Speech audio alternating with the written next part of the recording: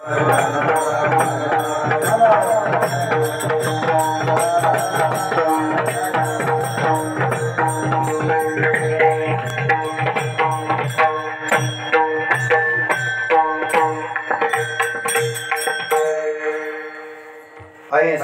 ज्याचा अनुभव, ऐसा ज्याचा अनुभव विश्वदेव सत्यत्वे, देवतया जवळी असे पापनाशे दर्शने, काम क्रोधा नाही चाली, भुक्ती झाली समता, देवतया जवळी असे पापनाशे दर्शने, तुका म्हणे भेदाभेद, तुका म्हणे भेदाभेद, गेला वाद खंडोनी,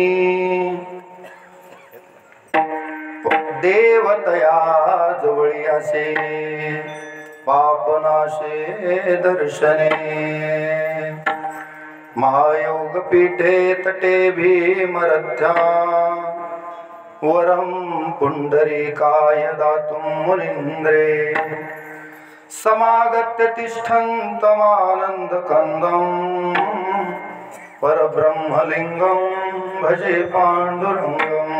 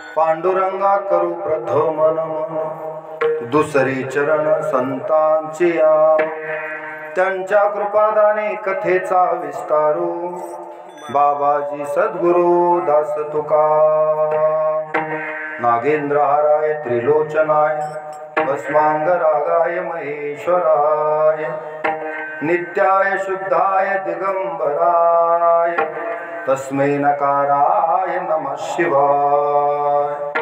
लोकाभिरामं रणरङ्गधीरं राजीवनेत्रं रघुवंशनाथं कारुण्यरूपं करुणाकरं तं श्रीरामचन्द्रं शरणं प्रपद्ये। मनोजवं मारुततुल्यवेगं जितेन्द्रियं बुद्धिमतां वरिष्ठं वातात्मजं वानरयूथमुख्यं श्रीरामदूतं शरणं प्रपद्ये। ब्रह्मानन्दं परमसुखदं केवलं ज्ञानमूर्तिं द्वन्द्वातीतं गगनसदृशं तत्त्वमस्यादिलक्ष्यम् एकं नित्यं विमलमचलं सर्वधी साक्षिभूतं भावातीतं त्रिगुणरहितं सद्गुरुं तं नमामि। ओम नमो ज्ञानेश्वरा करुणाकरा दयाळा तुमचा अनुग्रह लादलो पावन झालो चराचरी। प्रथम नमन करो गणनाथा उमाशंकराची आसुता चरणावरी ठेवणी माथा साष्टांग आता दंडवत। दुसरी वंदू सारजा जे चतुराननाची आत्मजा वाकसिद्धी पाविजे सहजा तया चरणोजा दंडवत। आता वंदू देव ब्राह्मण ज्यांचे निपुण्य पावन प्रसन्न होती श्रोतेजन त्या माझे नमन दंडवत। आता वंदू साधू सज्जन रात्रंदिवस हरीचे ध्यान विठ्ठल नाम उच्चारिती जन त्या माझे नमन दंडवत।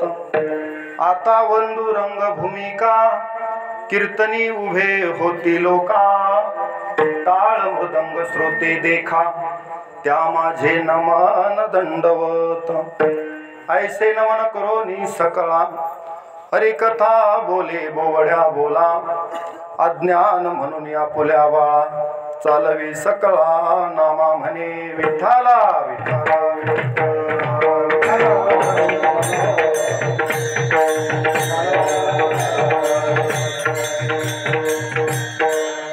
ऐसा ज्याचा अनुभव विश्वदेव सत्यत्वे देवतया जवळी असे पापनाशे दर्शने।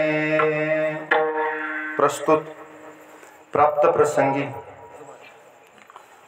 मौजे पवित्र तीर्थक्षेत्र निळा तालुका पूर्णा जिल्हा परभणी या ठिकाणी चालत असलेला हा अखंड हरिनाम सप्ताह आणि या सप्ताहामधील आज ही दुसऱ्या दिवसाची कीर्तन रूपी सेवा आणि या सेवेसाठी निवडलेला अभंग जगद्गुरु जगदवंदनीय देहू निवासी वैराग्यमूर्ती संत श्रेष्ठ श्री संत तुकोबाराय यांचा 4 चरणाचा हा अभंग आहे।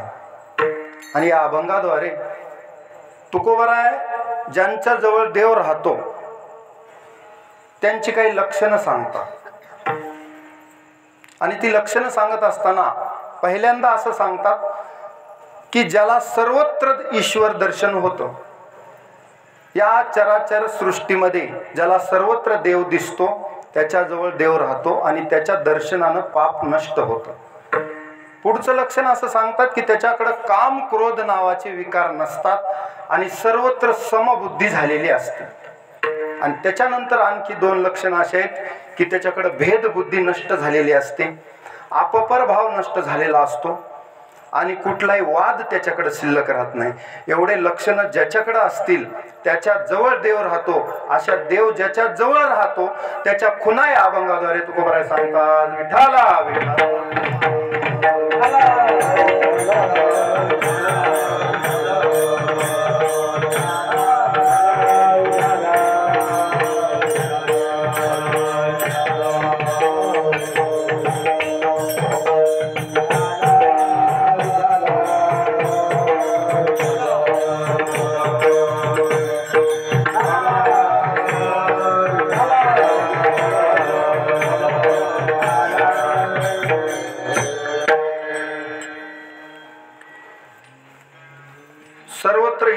दर्शन होणं ही सामान्य माणसाची गोष्ट नाही. किंबहुना यो बुद्धे परतस्तुसह, म्हणजे आपल्या बुद्धीच्याही पलीकडची ही गोष्ट आहे. बहुनाम जन्मना म्हणते ज्ञानवान माम प्रपद्यते वासुदेव सर्वमिती स महात्मा सुदुर्लभा. भगवान अर्जुनाला सांगतात, ज्याला सर्वत्र वासुदेव दिसतो असा महात्मा दुर्लभ आहे, कुठेतरी भेटतो. बहुअवघड आहे संत भेटी तरी जगजेठी करुणा केली. असा एखादा महात्मा भेटतो की ज्याच्याकडं सर्वत्र ईश्वर दर्शन करण्याची शक्ती असते आणि सतत तो ईश्वराला या चराचर जड आणि चेतन दोन्ही गोष्टीमध्ये पाहतो. थोडक्यात उदाहरण दिलं म्हणजे तुमच्या लक्षात येईल की देव पाहायचा म्हणजे कसा पाहायचा. बरेच लोक म्हणतात ना, आम्हाला देव आणखी दिसलाच नाही, तर तो आहे की नाही याच्याबद्दल शंका आहे. बऱ्याच लोकांना शंका आहे. दिसला नाही म्हणजे तो नाही का? दिसला नाही म्हणजे तो आहे. अशा बऱ्याच गोष्टी या जगात आहेत ज्या तुम्हाला दिसत नाहीत पण असतात. आता इथं सर्वत्र हवा आहे, परंतु तुम्हाला हवा दिसत पण वारा आल्यास ती जाणवते. तसं देव हा समजून घ्यावा लागतो, जाणवतो. तो कसा जाणवतो हे मी पुढे सांगतो. पण असं आहे का की तुम्हाला डोळ्यानं दिसला पाहिजे मगच मी मान्य करणार? तुमचे डोळे सुद्धा तुम्हाला फसवतात का? फसवत नाहीत. खरं ज्ञान देऊ शकत नाही. डोळे सुद्धा एका विशिष्ट मर्यादेपर्यंतच आपल्याला ज्ञान देतात. उदाहरण सांगतो. आता वाटेत जात असताना अंधाराचं कधी कधी आपल्याला असं वाटतं की इथे साप आहे. वाटतं की नाही? साप असतो का तिथे? काहीतरी एखादी चिंदी, काहीतरी एखादं लाकूड पडलेलं असतं वेडे वाकडं, त्याला आपण काय होतो, आपले डोळे काय सांगतात, अरे साप आहे. म्हणजे डोळ्यांनी खरं ज्ञान करून दिलं का तुम्हाला? डोळे सुद्धा कधी कधी भास करून देतात. म्हणून फार विश्वास ठेवायचा नाही डोळ्यावर सुद्धा. आपण म्हणतो मी डोळ्यांनी बघितलं तरच विश्वास ठेवील, परंतु देव हा डोळ्यांनी जरी बघायचा असला तरी ह्या डोळ्यांनी तर तुम्हाला दिसत नाही. अर्जुनाला सुद्धा दिसला नाही. देव म्हणतात दिव्यम ददामि ते चक्षु, तुला मी एक दिव्य दृष्टी देतो, मग तू हे विश्वरूप दर्शन पाहू शकशील. या चर्मचक्षुनं तुला ईश्वराचं दर्शन करता येणार नाही. मग असं म्हटल्यानंतर देवानं अर्जुनाला काय दिलं? दिव्य दृष्टी दिली. आणि त्या दिव्य दृष्टीनं आपलं विश्वरूप दर्शन प्रगट केलं देवानं, आणि ते अर्जुनानं बघितलं. आता एवढा देव कुणाला दिसला? अर्जुनाला दिव्य दृष्टी दिल्यामुळं दिसला. व्यास म्हणाले होते ना कुणाला? धृतराष्ट्राला, मी तुम्हाला दिव्य दृष्टी देतो, तुम्हाला युद्ध पाहता येईल. पण धृतराष्ट्र म्हणाले मी जन्मापासून आंधळा, आता बघून काय करू? पोरांचे भांडणं बघण्यापेक्षा मला दृष्टी नको, त्याच्यापेक्षा माझा मंत्री आहे संजय याला देऊन टाका म्हणले. मग व्यास महाराज प्रसन्न झाले आणि तथास्तु म्हणले. संजयाला दिव्य दृष्टी दिली. संजयाला जाग्यावर बसून महाभारत युद्धात काय सुरू आहे कुरुक्षेत्रावर रणभूमीतलं सर्व दृश्य दिसत होतं. ही दिव्य दृष्टी असेल तर देव दिसतो. विठाला विठाला.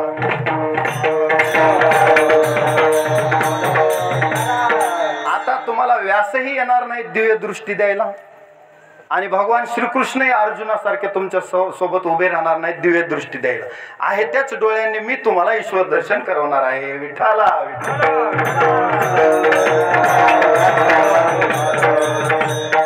आता कसं करायचं लक्षात घ्या. ईश्वर दर्शन कुठं कुठं आपल्याला देव जाणवतो, म्हणजे मग आपल्याला अभंगाकडे जाता येईल. या चराचर सृष्टीत जड असो की चेतन असो त्याच्यामध्ये देव आहे. ईशावास्योपनिषद म्हणून एक उपनिषद आहे, त्याच्यामध्ये असं सांगितलेलं आहे की ईशावास्यमिदं सर्वम, म्हणजे हे जग कसं आहे? ईश्वरानं व्याप्त आहे. आता ह्या सृष्टीचं उपादान कारण सुद्धा देव आहे, आणि सृष्टी निर्माण करून देव त्याच्यात व्याप्त आहे. तो बाजूला कुठंतरी जाऊन बसलेला नाही.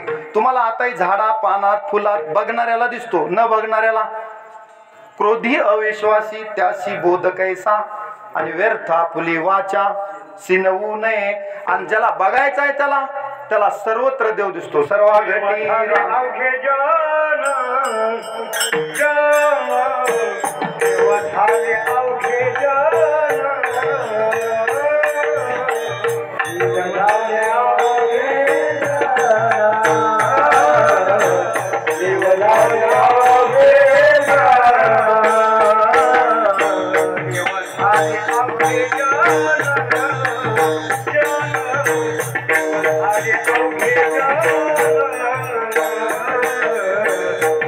झाले अवघे जन, देव झाले अवघे जन, दोष हरपले, दोष हरपले,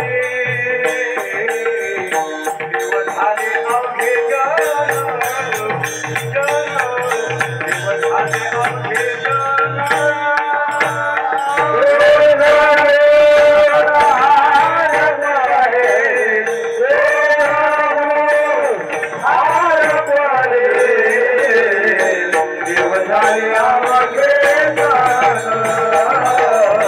देव झाले अवघे जन.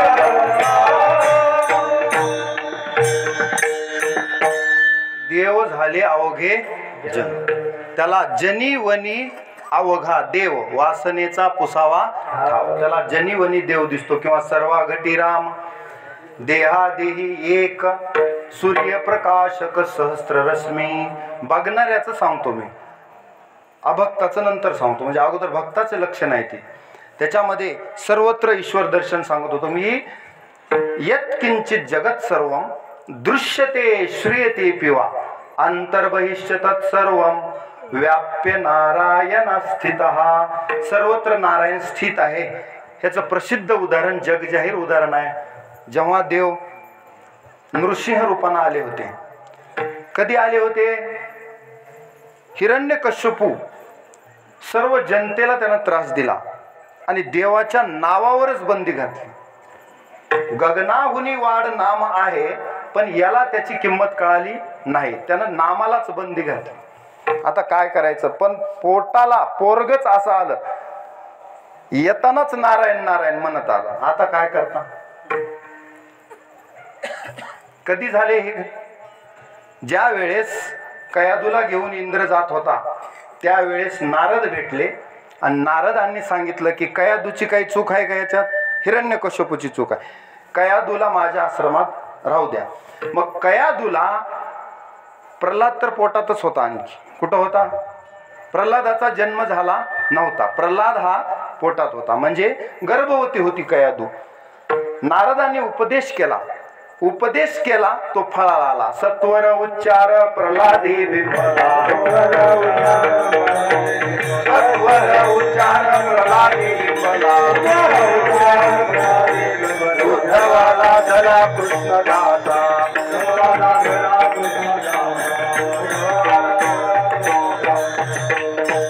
सत्वर उच्चार प्रल्हादी बिंबला आणि उद्धवाला धला कृष्णदाता. आईच्या गर्भातच त्यानं देवाचं चिंतन करायला सुरुवात केली. नाथ महाराज गोड वर्णन करतात, जास्त उशीर होऊ दिला नाही त्यानं. नामचिंतन कधी सुरू केलं? आपण कितव्या वर्षी सुरू केलं? इथं बसलेल्याने. हा, तोंडात दात राहिले नाहीत की मग माणसाला मंदिराचं ध्यान येतं. घरातून सगळ्यांनी हाकलून दिलं, पोरांनी गोठ्यात मुक्काम गाठावा लागला की मग मंदिराचं ध्यान येतं, मग देव दिसतो. तोपर्यंत जोपर्यंत अंगात तारुण्य असतं तोपर्यंत सदा मुसमुसी धुळी जैसा, म्हणजे आठवणी वेटोनी बांधिला मुंडासा, आणि सदा मुसमुसी धुळी जैसा किंवा तारुण्याच्या मध्ये नमानी कोणाशी. काय तारुण्याच्या मध्ये नमानी कोणाशी, सदा मुसमुसी धुळी जैसा, असं प्रमाण आहे ते. म्हणजे तारुण्यात लक्षात येत नाही, बालपणात बालस्तावत, बालपण गेले नैनाचा,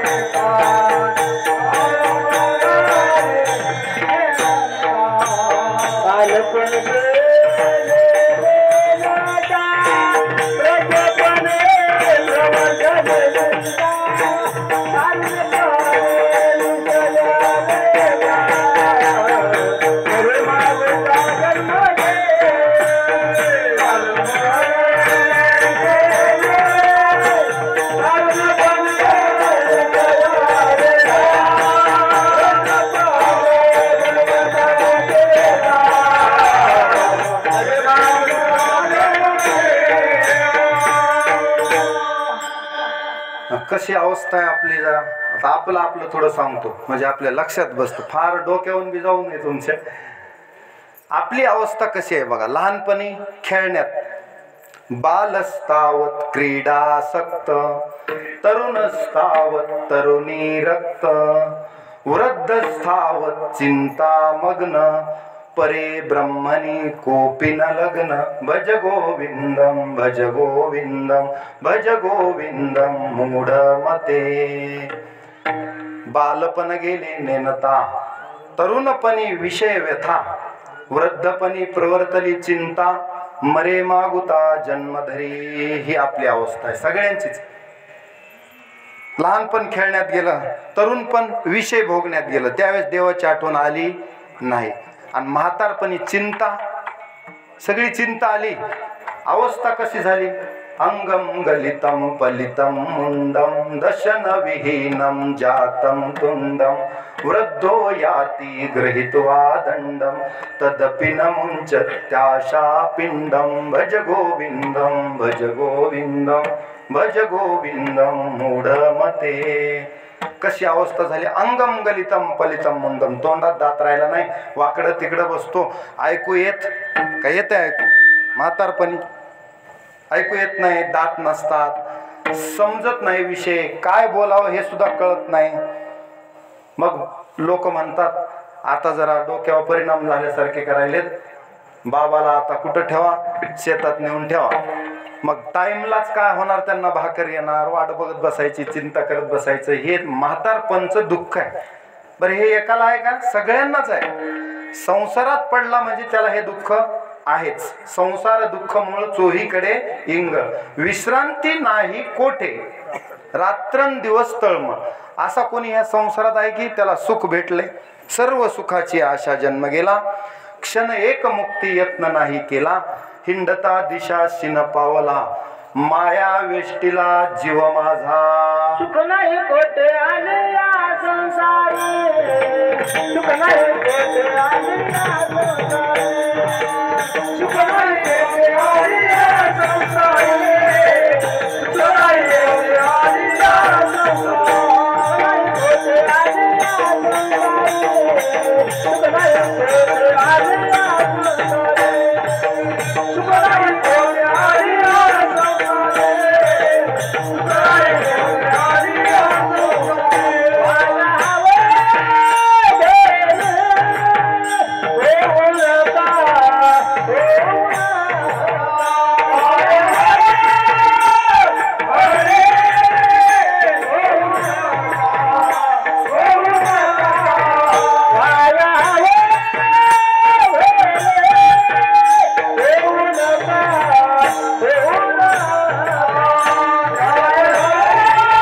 सुख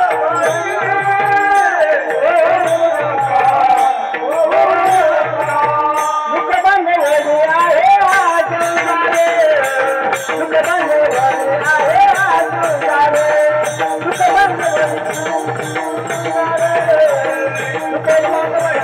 या संसारी. वाला हवे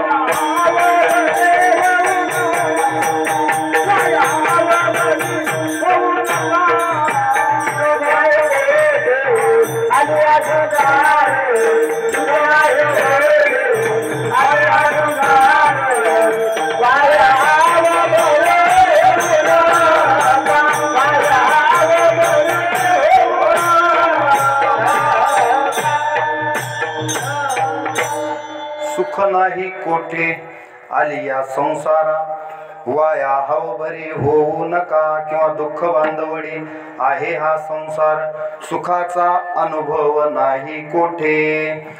या ठाऊकची आहे संसार दुःखाचा, चित्तीशी न त्याचा वाहू नये. आता उगाच काळजी करीत बसू नका. पडलात तुम्ही, मृत्यू लोकात आलात, संसारात आहेतच ना. फक्त त्याच्यात एकच काम करायचं, आलिया संसारा एक सुख आहे, आठवावे पाय विठोबाचे. म्हणून तर सुखाचार्य 12 वर्ष आईच्या गर्भात थांबले होते. आपल्याला गडबड जास्त आहे, पुन्हा म्हणायचं एक वेळ करी या दुःखा वेगळे. आणि एकदा लग्न झाले की मला कुठं माहित होतं महाराज एवढा कुटाणा असते, पुढे पडलोच नसतो. पुन्हा म्हणतात. ह्या बोलण्याला काही किंमत नाही. आलं इथं की तुम्हाला बारीला लागावं लागते. सगळा कार्यक्रम लोक उरकून टाकतात तुमचा, काही मागे ठेवीत नाहीत. काही चिंता करायची गरज नाही. फक्त लक्ष कुठं पाहिजे ते सांगतो तुम्हाला. एक जात्याचं उदाहरण दिलं जात आहे.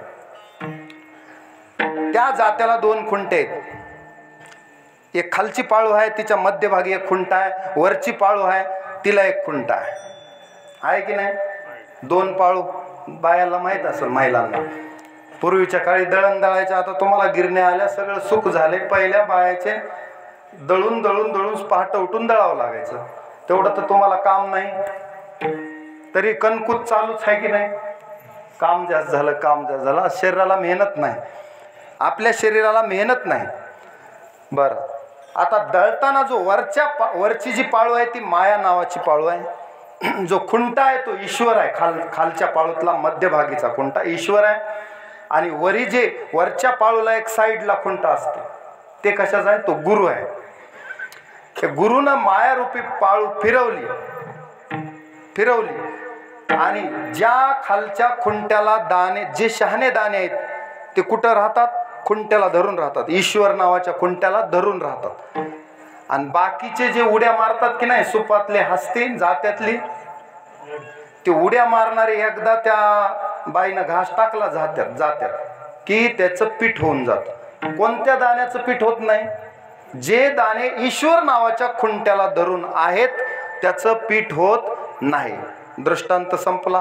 आता आपल्याला सुद्धा ईश्वराला धरून जर आपण राहिलो तर या संसारात आपलं पीठ होणार नाही. नाही कल्याण कृत कश्चित दुर्गतीं तात गच्छति. किंवा भगवान म्हणतात माम ही पार्थयपाश्रित्य एपिशी उपापयोनया स्त्रियो वेशास्तथा शूद्रास्ते पियांती परामगती. ते सगळे परमगतीला जातील. कोणते? किंवा माझे भक्त आहेत जे खुंट्याला धरून आहेत त्यांचं पीठ होणार नाही. नमे भक्त प्रणश्यती. विठाला विठाला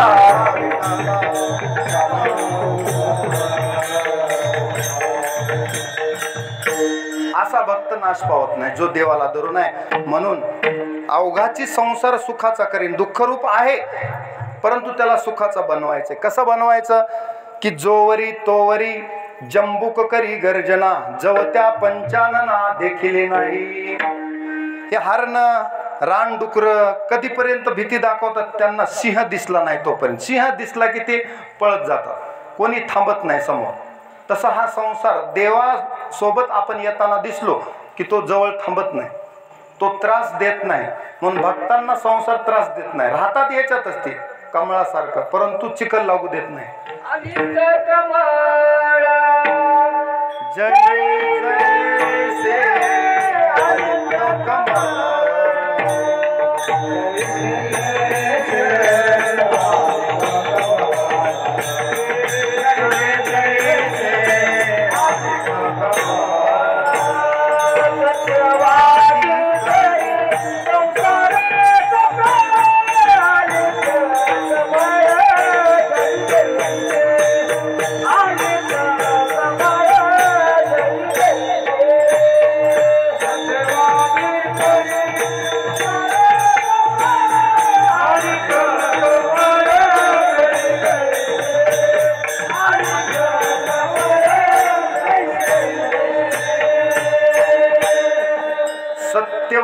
करी संसार सकळ. कसा करतो तो संसार? अलिप्त कमळ जळी जैसे, म्हणजे पद्मपत्र मिवांबसा. अशा पद्धतीनं अनासक्त राहून संसारातले कर्म करतो. ब्रह्मार्पण समजून करतो. त्या कर्माचा पाप पुण्याचा लेश अंगाला लागू देत नाही. तुका म्हणे गंगा सागर संगमी, अवघ्या झाल्या उर्मी एकमय. तसे त्याचे कर्म आहे ना देवात ब्रह्मार्पण झालेले असतात. मग लागून येदी अंगा पुण्य पाप, पाप पुण्य त्याला लागत नाही. त्याचं कारण ब्रह्मरूप संसार केला. कसा संसार केला? ब्रह्मरूप अवघाची संसार केला ब्रह्मरूप विठ्ठल स्वरूप म्हणोनिया. असा संसार केला. समुद्र कधीपर्यंत गर्जना करतो मी सांगत होतो, जोपर्यंत अगस्ती ब्राह्मणाला बघितलं नाही. जववरी तववरी सागर करी गर्जना, जव त्या अगस्ती ब्राह्मणा देखिले नाही. तसंच आहे संसाराचं सुद्धा.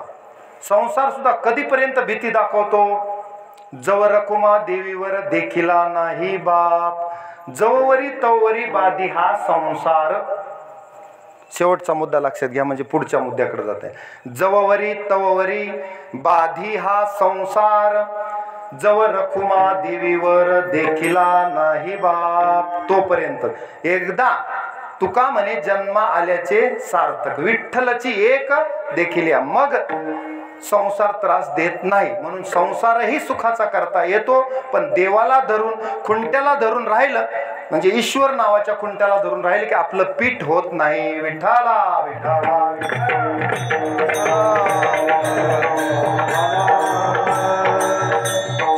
आता आपण जाऊ प्रल्हादाकडं. प्रल्हादानं जास्त गडबड केली, घाई केली. करावी तातडी परमार्थाची. किती तातडी? जेने मज गर्भीच घातली मिठी. आता काय बोलता? आईच्या पोटातून बाहेर येण्याच्या आधीच देवाला मिठी मारून ठेवली. म्हणजे खुंट्याला धरून आहे का प्रल्हाद? खुंट्याला सोडून आहे? कसं वाटतंय तुम्हाला?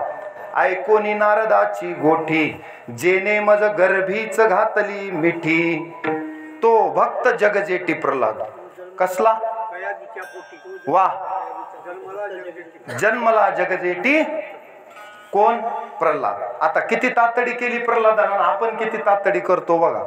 कीर्तनाला येताना सुद्धा महाराज आधी येऊ द्या, चाल होऊ द्या, मग आपण येऊ. ही आपली काय आहे? करावी तातडी परमार्थाची. आणि प्रल्हादाची तातडी किती आहे? जेने मज गर्भीच घातली मिठी. या दोन्हीतला फरक आहे. म्हणून तर त्याला सर्वत्र ईश्वर दर्शन होत होतं. जेव्हा हिरण्यकशिपूने विचारलं, चल बोल म्हणले, आता मी तुला सगळे प्रयत्न करून थकलो, तुला उकळत्या तेलात टाकलं, कड्यावरून लोटून दिलं, हत्तीच्या पायाखाली दिलं, कसलाच बदल नाही तुझ्या. तू नारायण नारायण नारायण म्हणतच आहेस. मला एकदाच सांगून टाक ही किरकिर की मला तर आणखी काही नारायण दिसला नाही, पण तू ज्या देवाचं नाव घेतोस तो देव कुठे आहे? आपल्या अभंगाकडे येऊ आता. तो देव कुठे आहे? प्रल्हाद म्हणला, मला अशी जागा दाखवा की जिथं देव नाही. कुठे आहे म्हणजे काय? सर्वत्र आहे. अशी जागा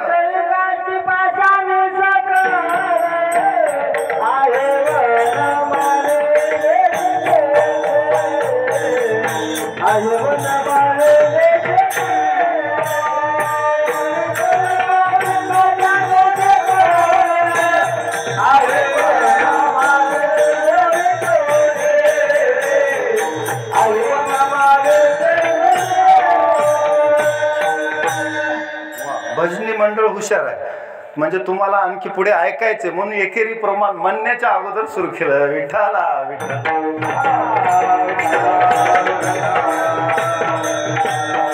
निवांत चिंतन करू, गडबड करू नका. बरोबर आहे तुमचं. एकेरी प्रमाण घेतल्यास तुम्हाला विषय आणखी ऐकायला मिळेल.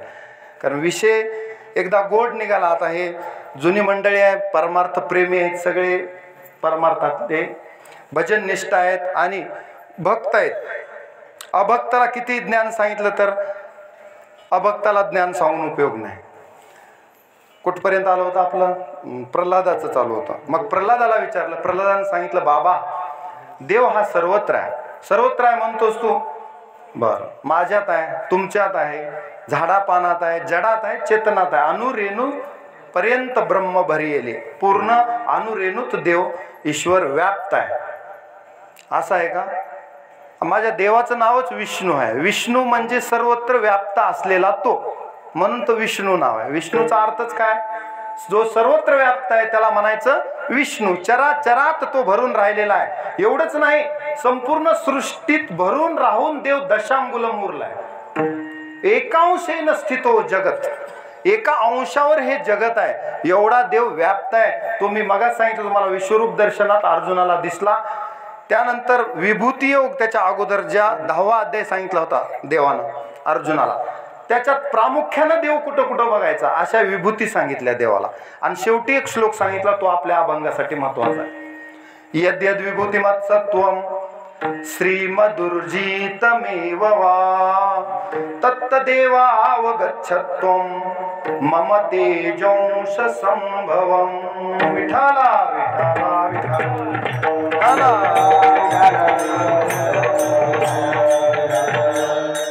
मग प्रल्हादानं सांगितलं, सर्वत्र ईश्वर आहे, या खांबात देव आहे का एवढंच मला सांग. हिरण्यकश्यपूनं विचारला प्रश्न आणि प्रल्हादानं उत्तर दिलं की या खांबातही देव आहे. बस आता हे वचन खरं करण्यासाठी देवाला खांबातून प्रगट व्हावं लागलं.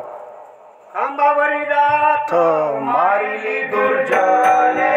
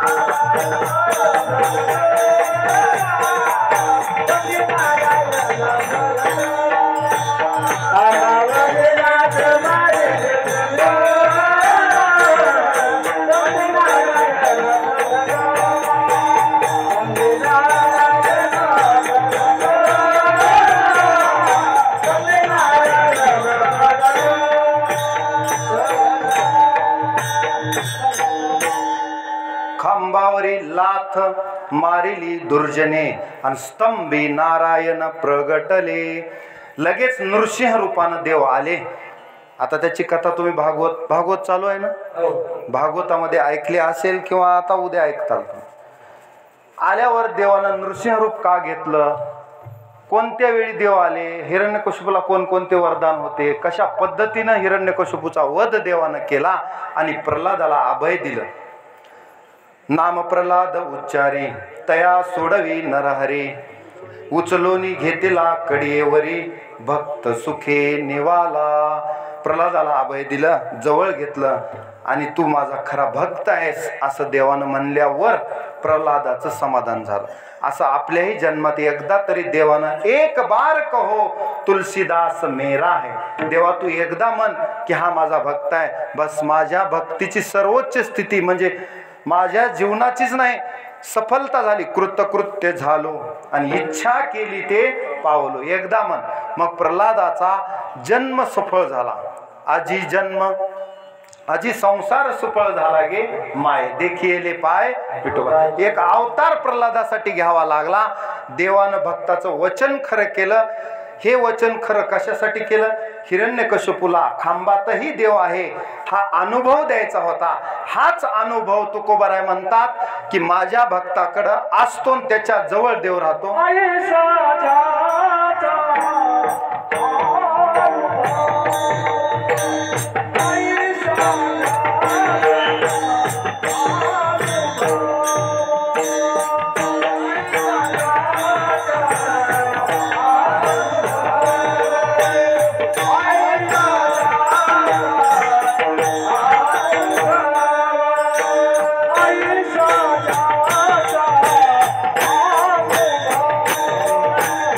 I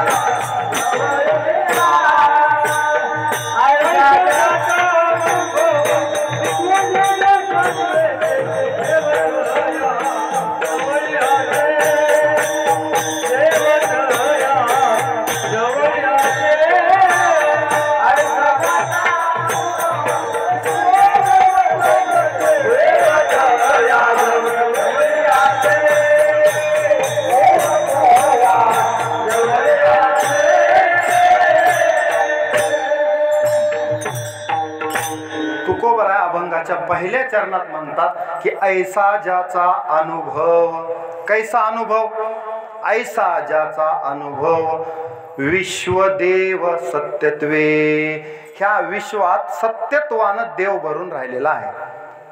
आता तुम्हा आम्हाला जग खरं वाटतं आणि देव खोटा वाटतो, पण संतांना विचारा ते काय सांगतात.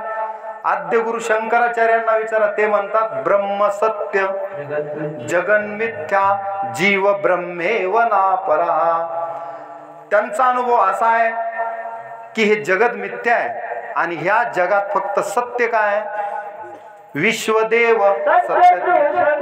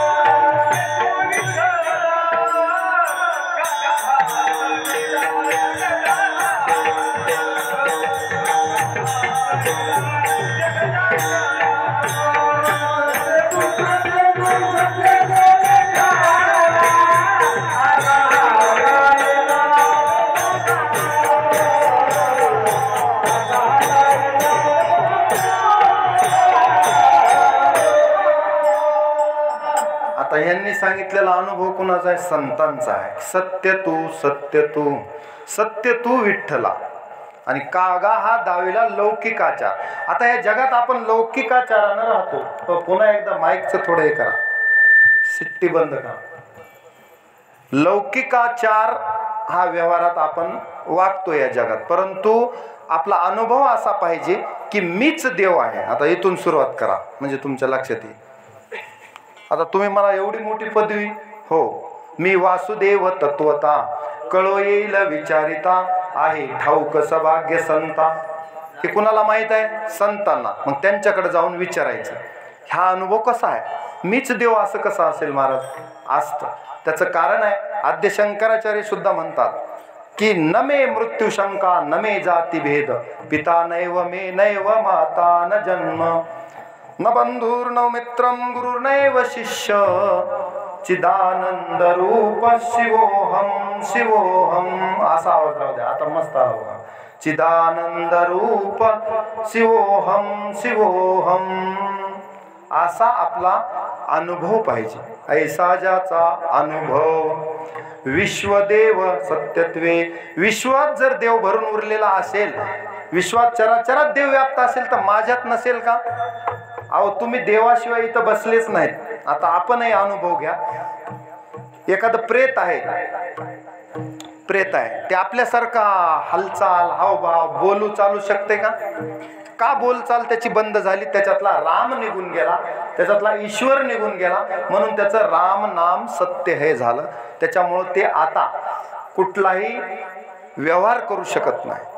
का करू शकेल नाही, त्याचं कारण त्याच्यातला देव निघून गेला. म्हणजे आपल्यात देव आहे, विश्वदेव सत्यत्वे, आपल्या आत देव आहे. याचं दुसरं उदाहरण ज्ञानोबराय म्हणतात, तैसा हृदयामध्ये मी राम सर्व सुखाचा आराम. नाही, त्याच्या अगोदरच राहिलं. का भ्रांतासी कामो विषयावर. हा सांगा महाराज, सुरुवात राहील. सर्व सुखाचा हा, का भ्रांतासी कामो विषयावर. आपण विषयावर आपली भ्रांत आहे म्हणून तो दिसत नाही. म्हणजे मी हृदयामध्ये राम. किंवा त्याचा श्लोक असा आहे की सर्वस्य चाहम हृदि सन्निविष्टो मत स्मृती ज्ञानमपोहनम च वेदेश्च सर्वैरहमेव वेद्यो वेदांत कृदेद विदेव चाहम. किंवा ममे वांशो जीवलोके जीवभूत सनातन मनषष्टानि इंद्रियानि प्रकृतिस्थानि कर्षति. किंवा ईश्वर सर्वभूतानां हृद्देशे अर्जुन तिष्ठती भ्रामयन सर्वभूतानि यंत्रारूढानि मायया. असे पुष्कळ गीतेमध्ये श्लोक आले की त्याच्यात आपल्या हृदयातच देव राहतो. हे देवानं अर्जुनाला सांगितलं की देवाचा पत्ता काय. What is the address of God. देवाचा पत्ता काय. तर देवाचा पत्ता आहे की सर्वस्य चाहम हृदि सन्निविष्टो. म्हणजे देव आपल्या आतच राहतो. हे आपल्याला जर जाणवलं तर आपल्या लक्षात येते की देखवी ऐकवी एक नारायण. मी आता सांगितलं प्रेत करू शकत नाही, ते आपण करतो. याचं कारण काय. कोणत्या तरी शक्तीनं आपण बोलतो, कोणत्या तरी शक्तीनं आपण ऐकतो. ती शक्ती तिनं रजा दिली, राजीनामा दिला की आपलं रामनाम सत्य होत. तुमचं हृदय चालतंय, त्याला कोण पेट्रोल भरते का दररोज. ते कसं चालतंय हे सुद्धा तुम्हाला माहित नाही. घेतो झोप सुखे फिरून उठतो ही ईश्वराची दया. मग आता तुम्हाला तुमच्या आतलाच ईश्वर जर दिसत नसेल तर सृष्टीतला जडातला देव कसा दिसेल. उदाहरण सांगतो. आपण तर माणसात देव बघायला आणखी शिकलो नाही. एक उदाहरण सांगतो. एकदा भजन करा विठ्ठला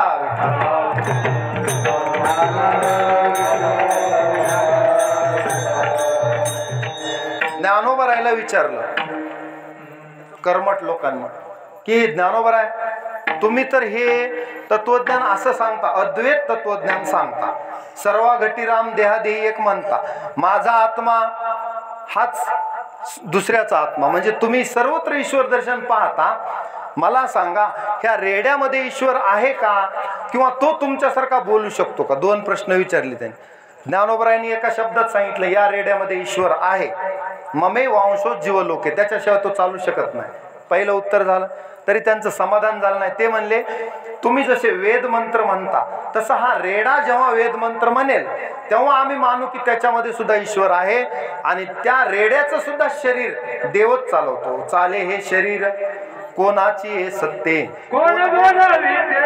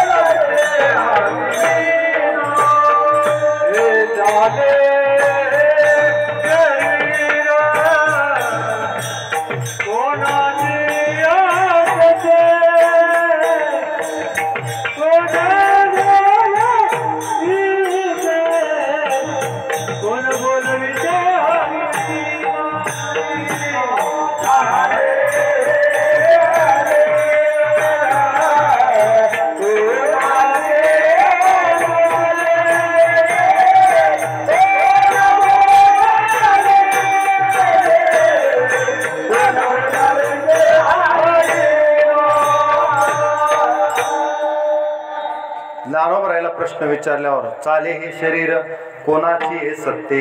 कोण बोलविते हरविन देखवी ऐकवी एक नारायण तयाचे भजन. पुढचं काय. चुकू नको का चुकवा. आपली भजनात निष्ठा नाही, सगळी निष्ठा निष्ठी. चुकवा चुकवी आहे की नाही. निष्ठाच नाही. त्याच्यामुळं तशी श्रद्धा पाहिजे. श्रद्धा असल्यास तुम्हाला देव कुठे आहे जाग्यावरच आहे. लांब जायची गरज नाही. आपल्या जवळच देव आहे, पण तो पाहता आला पाहिजे. आणि त्याच्यासाठीच अभंग आहे तुकोबरायचं. तुकोबरायची जी खटपट आहे की तुम्हाला आतला देव दिसला पाहिजे. तुमच्या आतला की माझं सर्व शरीर देव चालवतो. माझं खाणं पिणं बोलणं झोपणं किंबहुना अन्न जो आपण खातो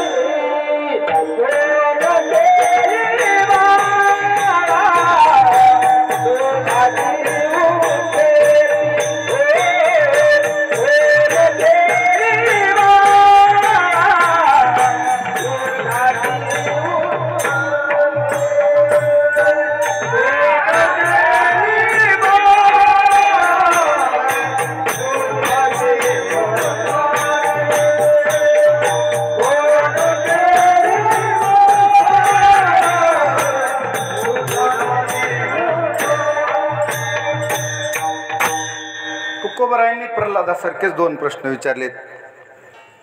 आपुल्या बळे नाही मी बोलत आणि सखा कृपावंत वाचा त्याची. ही वाचा जी आहे त्याची आहे, त्याच्या कृपेनं मी बोलतो. कुणाच्या? देवाच्या कृपेनं. त्यानं माझं चालणं बोलणं बंद केलं की बंद. त्याच्या कृपेनं मी बोलतो, त्याच्या कृपेनं माझं खाल्लेलं अन्न पचतं. दुसरा प्रश्न विचारला, कोणी केली बाळा दुधाची उत्पत्ती आणि वाढवी श्रीपती सवे दोन्ही. तुम्ही जन्माला येण्याच्या अगोदर तुमच्या अन्नाची व्यवस्था करून ठेवणारा कोण? असा प्रश्न विचारला. कुणाला काळजी होती? बरं, आईच्या स्तनात दूध देवानं निर्माण केलं. कशामुळं? की बाळ माझा उपाशी राहिला नाही पाहिजे. त्याला विश्वंभर आहे, तो पोषितो जनासी एकला. तो कोण? त्याला काळजी आहे म्हणून दूध निर्माण केलं. बरं, पुन्हा जरा जरा दात आल्यावर अन्नाची व्यवस्था करून ठेवली. फक्त ते मिळवायचे तुम्हाला. तुमची भाकरी जरी तुम्हाला मिळवता आली तरी पुष्कळ झालं. आता तेवढे तरी हातपाय हलवावे लागतील की नाही? चिमणीला सुद्धा चारा तयार करून ठेवलाय, पण आणावा लागेल घरट्यात आणि पिलांना खाऊ घालावं लागेल. एवढं तरी काम ठेवावं लागेल ना. काय तास तोंडात घास देईल का देव? दे रे हरी पलंगावरी. आता एवढं जरी देऊन तरी माणसाची कणकुत आहे, माणूस समाधानी नाही. देवानं किती जरी दिलं, तुम्हाला एक उदाहरण सांगतो म्हणजे लक्षात येईल. एका जावई कसा असंतुष्ट असतो. एका सासऱ्याच्या घरी मोठं आंब्याचं झाड होतं. पहिल्या वर्षी आंबे लागले, लेकीला दिले. लेक म्हणली, बघा तुमच्यावर माझ्या बापाचं किती प्रेम आहे, घरी आंबे खाल्ले नाहीत पण तुम्हाला दिले. जावई म्हणला, बसकर म्हणला, बापाचं जास्त वर्णन करू नको, मला माहित आहे तुझा बाप किती चिंगूस आहे. कसं माहित आहे तुम्हाला? मी एकदा बघितलं. म्हणली, तुमचा बाप घरी दिवा चालू होता. काय चालू होता? दिवा. आणि रात्रीच्या आता जुन्या म्हणजे नव्या निळ्यामधून जुन्या निळ्याला यायचं होतं. आता वाटेत आल्यावर त्याच्या लक्षात आलं की बायको दिवा बंद करणार नाही. महाराज काही 2 तास कीर्तन सोडित नाहीत. 2 तासात आपलं तेल जळून जाईल. चिकट माणूस होता, कंजूस. मग काय करायचं? नाही म्हणला, कीर्तनच राहू दिलेलं परवडते. आता कुठवर आलता? गावाच्या जवळ आला होता. पण नाही म्हणला, कीर्तन एकदा सोडून दिलेलं परवडते, पण ते पाव किलो तेल जळालेलं परवडत नाही. गेला घरी, परत दार वाजवलं. बायकोला वाटलं इतक्या लवकर कीर्तन कसं सुटलं. ती म्हणली, त्यानं विचारलं, दार काढलं. बायकोनं विचारलं, लवकर कसे परत आलात? अगं म्हणला, दिवा चालू होता आणि त्याच्यातलं तेल किती जळालं असतं म्हणून मी परत आलो. कीर्तनच राहू दिलं, पण ते संसार मला सुईवून बारीक करायचं ठरविलंय मी, म्हणून आलो. बायको म्हणली, किती वेडे आहेत म्हणली मालक. अहो, त्या दिव्यातल्या तेलापेक्षा तुम्ही येईपर्यंत तुमच्या पायातली चप्पल किती झिजली असेल. एवढी तरी अर्धी कमी झाली असेल. बघा रस्ता कसला आहे. असल्या रस्त्यानं चप्पल किती झिजली असेल. हा म्हणला, तू वेडी आहेस म्हणला. एवढे दिवस संसार करून तुझ्या लक्षात येईना, चपला झिजतील म्हणून हातात घेऊन आलोय. आता सांगा कसला माणूस आहे. आणि त्यानं आंबे जावयाला दिलेत. आंबे कुणाला दिलेत? जावयाला. म्हणल्यावर वर्णन करील की नाही लेख?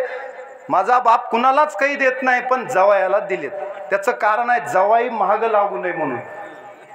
आपलाही स्वार्थ असतो. कारण जवाई म्हणजे जावई हा 10वा ग्रह सांगितलाय. 9 ग्रह तुमच्या माग. शनी लागला, 7.5 लागली, आमक राहू आला, केतू आला, कुंडलीत कोणी ना कोणी असतेच हजर. त्रास द्यायला तुम्हाला. ग्रह कशाला आहेत तुम्हाला? त्रास द्यायला. आता 9 ग्रह कमी आहेत का त्रास द्यायला माणसाला? हे 10वा ग्रह म्हणजे कोण आहे? जावई आहे. जामाता दशमो ग्रह. मग त्याच्यामुळं म्हणली, ते म्हणला जास्त वर्णन करू नको, मला माहित आहे सासरा कसलं मॉडेल आहे मला माहित आहे. म्हणला जास्त वर्णन करू नको. बरं, पुढच्या वर्षी जास्त आंबे द्यायला होते. म्हणजे पुढच्या वर्षी ते म्हणलं, हे झाडच जावयाला, मला ह्याचा आंबाच नको. त्याला असं वाटत आहे ना, तुम्हीच ने जा, मला एकही आंबा नको. झाड आता तरी खुश आहेत का? नाही म्हणला.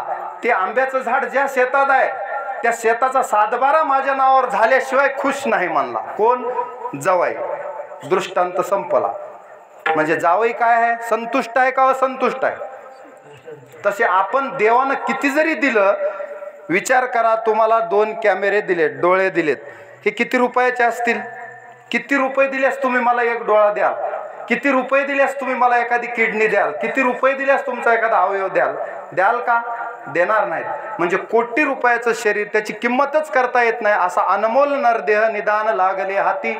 उत्तम सार उत्तम गती देवची होईन म्हणती ते होती, तरी का चित्ती न धरावे. म्हणून तुकोबाराय म्हणतात, ऐसा ज्याचा अनुभव विश्वदेव सत्यत्वे. देव माझ्यातच आहे, मला एवढं पुरवतो तरी मी असंतुष्ट असेल तर माझ्यासारखा दळभद्री कोणी नाही. कारण पुन्हा 184 फेऱ्यामध्ये अडकणार आहे मी. आता जर त्याला जाणून नाही घेतलं तर पुढची गती काय आहे? पुढची गती अशी आहे की मारिती तोडीती झोडीती यमाचे किंकर बहुसा. मग रट्टे देतात म्हणजे, आणि भूषणे ही घेती काढून या, काहीच अंगावर ठेवीत नाहीत. पुढची गती फार वाईट आहे म्हणले, गहना कर्मनोगती किंवा मुढा जन्मनी जन्मनी. असला जन्म पाहिजे का म्हणले मग दुसरा?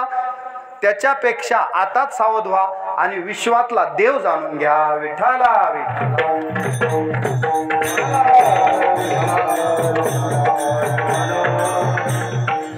आता आपल्या विरुद्ध संतांना काही जरी नसू द्या, दरदरीत पाण्या माझी रांदी येल्या कन्या. देव घरी आलाय, काय करू उपचार, कोप मोडकी जर्जर. मोडकिया बाजावरी वाकळाच्या शेजा, मुखशुद्धी तुळशीदळ तुका म्हणे मी दुर्बळ. तुकोबारायाकडं देवाला उपचार करायला, चहा पाजवायला पत्ती नाही ना साखर नाही. काय करायचं? देव तर दारात आलाय. कोण आलाय दारात? जगाचा मालक आलाय तुकोबारायाला न्यायला. चला तुकोबाराय, तुमचा टाइम झाला, तुम्हाला मी सदेह वैकुंठाला नेणार आहे. कोण म्हणाले? देव. आणि आल्यावर काही उपचार करावा म्हणून तुकोबारायाने इकडं तिकडं उतरंडीला बघितलं, काहीच नाही. जसं त्या सुदाम्या नाहीत, देवाकडे जाताना बघितलं काहीच नाही, मुठभर पोहे घेऊन गेला होता. तुकोबारायाकडे तेवढंही नाही. तुकोबाराय म्हणले, कशी अवस्था आहे देवा? देव म्हणले, वाईट मानून घेऊ नका. जगाचा मालक तुम्हाला न्यायला आलाय, ह्याच्याहून कमी काही नाही. कारण त्याचं कारण आहे, तुम्ही याही परिस्थितीत संतुष्ट आहेत. संतुष्ट हे चित्त सदा सर्व काळ, आणि तुटली हळहळ त्रिगुणाची. तुम्ही त्रिगुणातीत झालात, तुम्हाला कोण त्रास देणार? तुम्हाला त्रिगुण त्रास देत नाहीत, माया त्रास देत नाही. तुम्ही ब्रह्मरूप झालात, म्हणूनच मी तुम्हाला प्रयाण काळी देवे विमान पाठविले. कलीच्या काळा माझी अद्भुत वर्तविले, मानव देह घेऊन निजधामा गेले. आणि निळामणी सकळ संत तोषविले. विठाला विठाला विठाला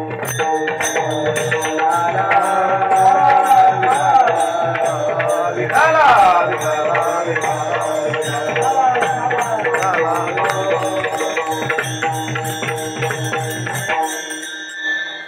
अशी आपली गत आहे आणि संतांची गत आहे. दोघातला फरक कळाला. आता ज्ञानोबरायला असं सांगितल्याबरोबर ज्ञानोबरायनं रेड्याच्या लावणीया हात कुरवाळीला माथा, सांगितले चिंता न करावी. हट योगानं आपला आत्मा प्रतिष्ठापित केला रेड्यामध्ये, आणि रेडा सुद्धा ज्ञानोबरायासारखे वेद बोलायला लागला. हा रेड्यामध्ये पाहिलेला ईश्वर ऐसा ज्याचा अनुभव विश्वदेव सत्यत्वे.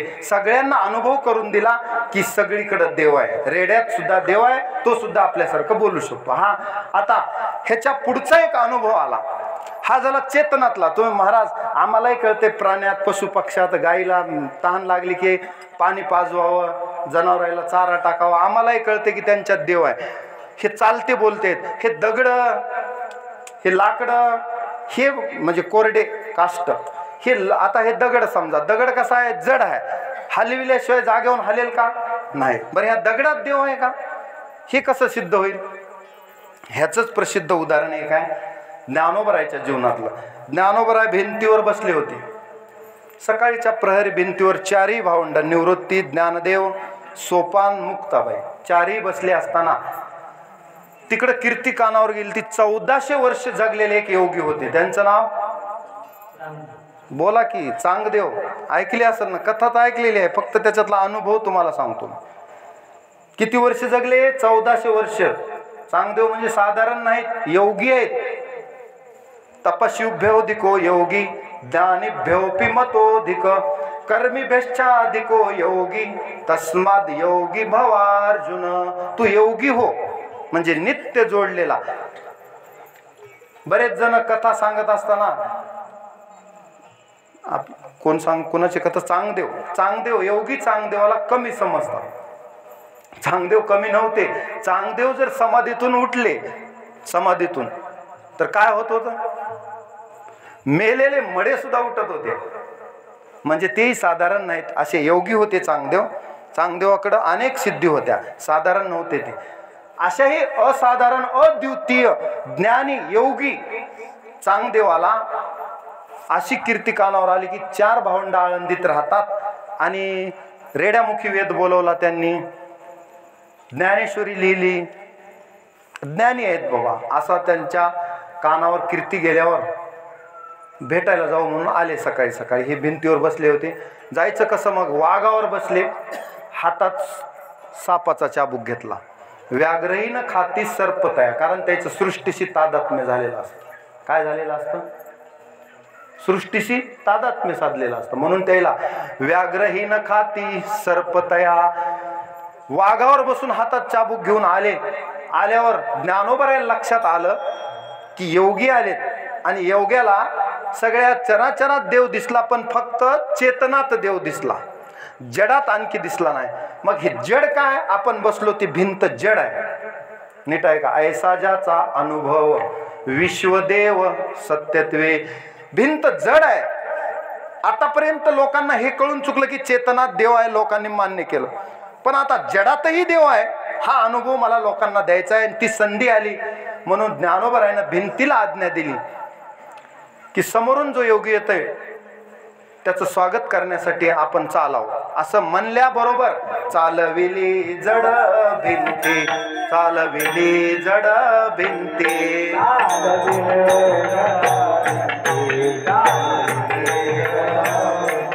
अरली चालवयाचे भ्रांती, अरली चालवयाचे भ्रांती,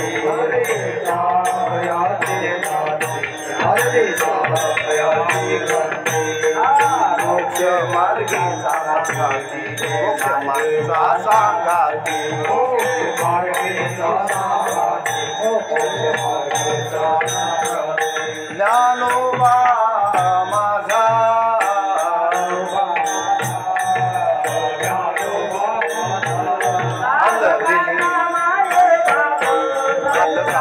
माये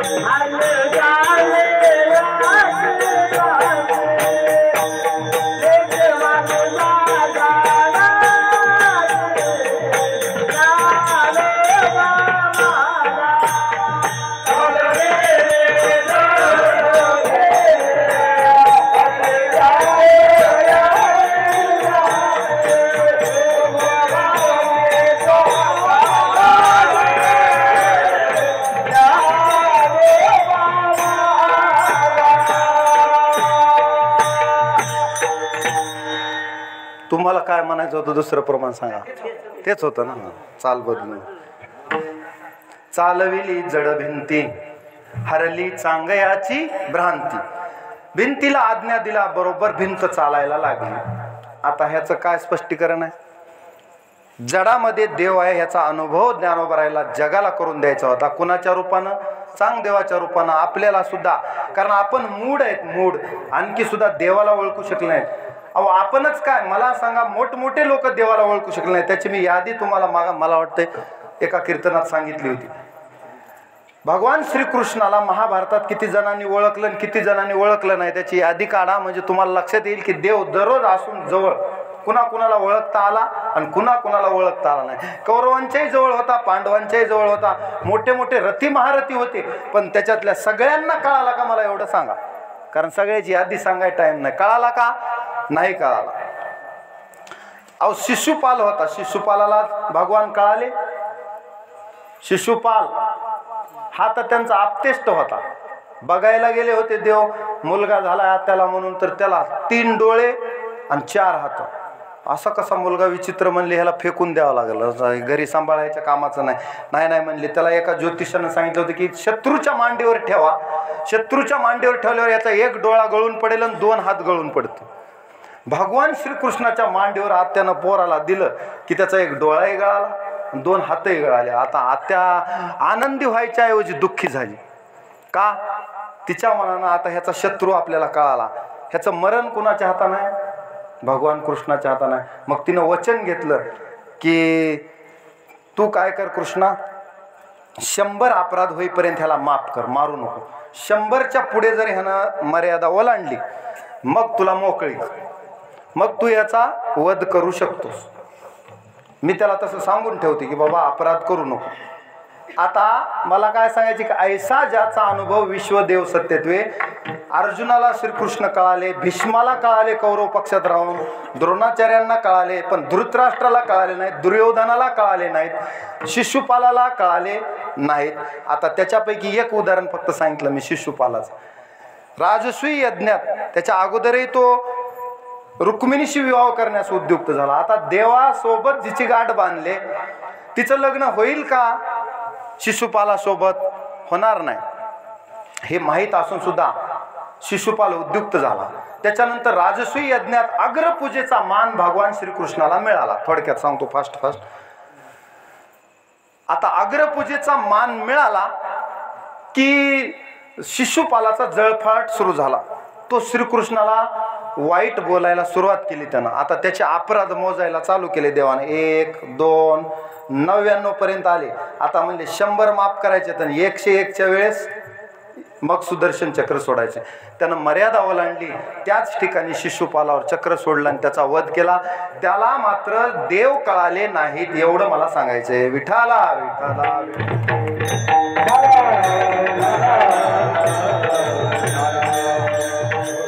कारण देव कळणं एवढं सोपं नाही. पण म्हणून तुकोबाराय म्हणतात बाबा असा अनुभव घ्या की देव विश्वात भरून राहिलाय, माझ्यात सुद्धा आहे आणि तो माझं सगळं चालवतो. खाणं पिणं बोलणं, खाल्लेलं अन्न सुद्धा तो पचवतो, त्याचं रक्त सुद्धा देवच बनवतो. तुमच्यात ती शक्ती नाही, फक्त वरून टचून खायचं.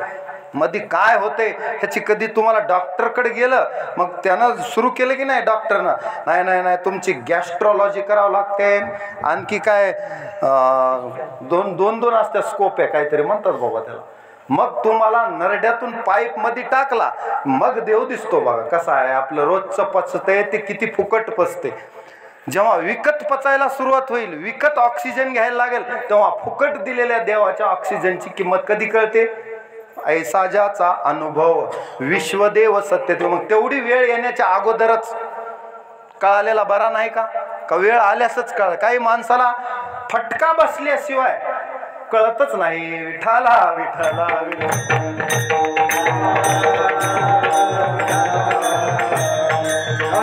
म्हणून तो मला सांभाळतो. हरितया सांभाळी अंतर्बाह्य. किती प्रमाण आहेत आपल्याला सांभाळतो देव. म्हणून असा आपल्याला अनुभव घ्यायचा आहे. एक शेवटचं उदाहरण सांगतो म्हणजे आपला वेळ संपत आलाय. संत श्रेष्ठ आपल्या जिल्ह्याचे भूषण असणारे प्रेमळ संत ते म्हणजे संत नामदेव महाराज नरसीचे. आता हिंगोलीत गेले असले तरी नरसी नामदेव आपल्याच जिल्ह्यात होती पहिली. नरसी नामदेव तिथले संत होते. कोण? संत नामदेव. नरसीचे नामदेव. नामदेवाच्या घरात किती माणसं होते? 14 माणसं होते. नामदेवाचे घरे 14 जण करती हारे, 14 जण करती हारे, 14 जण करती हारे.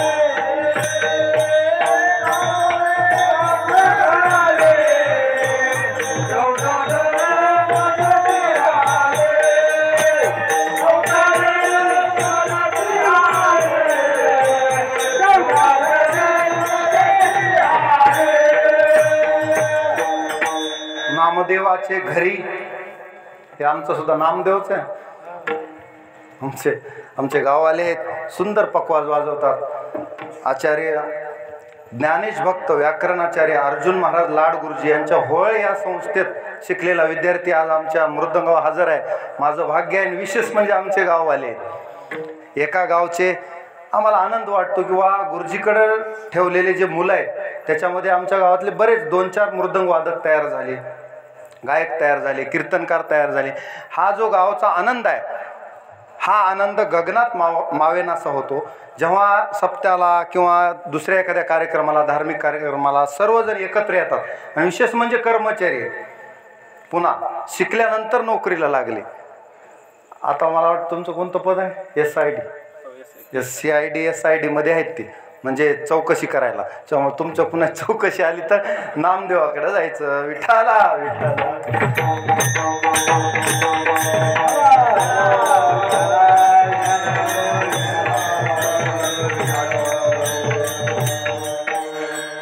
नामदेवाच्या घरी 14 जण होते. कोण कोण होते म्हणलं? त्यांचे वडील दामा शेट्टी आणि आई गोनाई.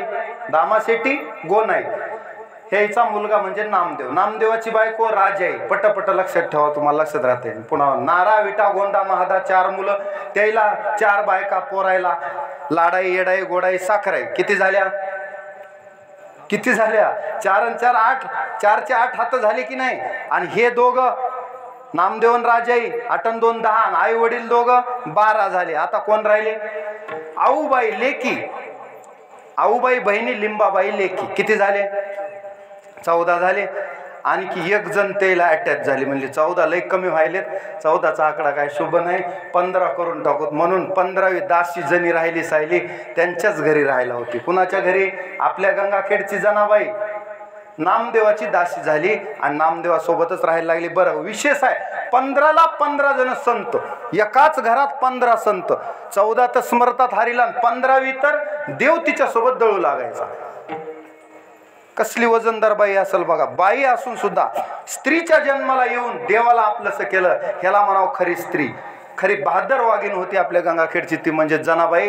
भक्ती क्षेत्रातल्या उच्च कोटीला गेली. अहो, देव घरी राबविणं म्हणजे ती बाई कशी असेल विचार करा. अशी संत जनाबाई, संत या पदवीला पोहोचली. साधारण घरची बाई पण संत झाली. अशी आपल्या गंगाखेडचं भूषण असणारी संत जनाबाई. 15 जण एकाच घरात संत. आता एवढे संत असून सुद्धा देव चेतनात बघायला लागले, पण जडात बघण्याचं ज्ञान नव्हतं. म्हणून सगळ्या संत सभेत बसल्यावर नामदेवरायला कच्च ठरवलं. याचं मडकं कच्चं आहे म्हणले. नामदेवराय रागात आले. आमच्या घरी 15 संत आहेत आणि तुम्ही आम्हाला कच्च ठरवता. अख्ख्या महाराष्ट्रात असं कुटुंब दाखवा, 15 जण हरिचिंतनात, 15 जण संत, 15 महाराज एकाच घरात दाखवा म्हणले. देव म्हणले सगळं खरं आहे नाम्या, पण तुझं मडकं कच्चच आहे. आणखी तू माझ्यामध्ये देव बघतोस, सगळ्यामध्ये देव पाहतोस, मी तुला बोलतो, पण तुला आणखी एक दर्शन व्हायचं राहिले म्हणले. सर्वत्र ईश्वर दर्शन. ऐसा ज्याचा अनुभव विश्वदेव सत्यत्वे. आणि तो अनुभव मी करून देणार नाही. गुरुविना अनुभव कैसा कळे, अनुभव कैसा कळे. तपे विना दैवत, दिल्या विना प्राप्त.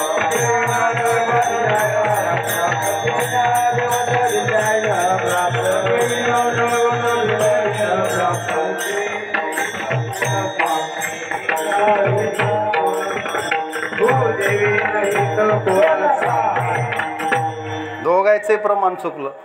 गडबडीत असं एक्सप्रेस गाडी सोडली, ऍक्सिडेंट होत असते.